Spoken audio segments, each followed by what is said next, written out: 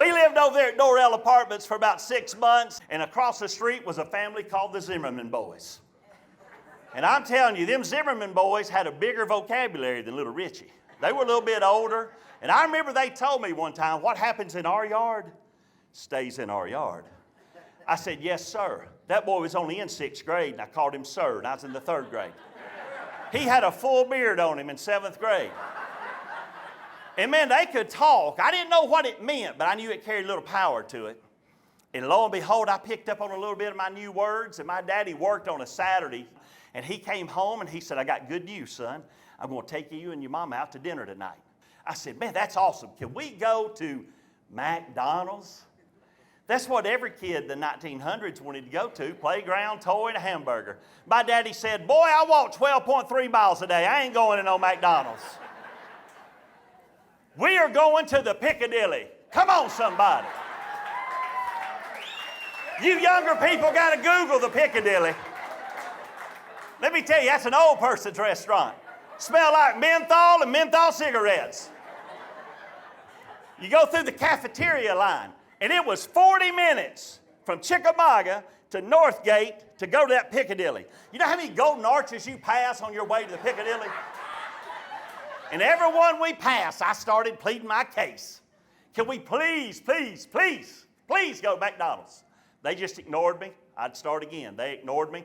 About up to Highway 153 there in Chattanooga, I gave it one last plea, and my father turned around and says, listen, if I hear another word about McDonald's, you ain't even going to eat at Piccadilly.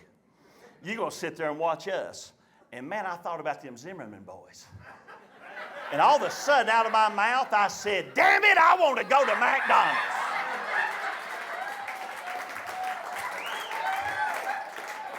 My mama bowed her head, started praying and talking to Jesus right there on the spot.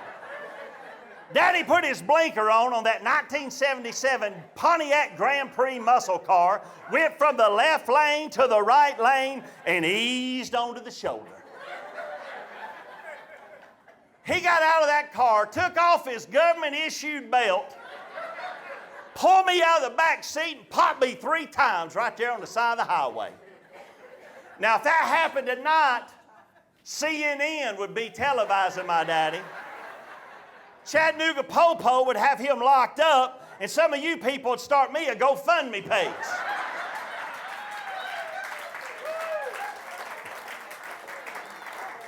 Let me tell you what happened back in the 1900s.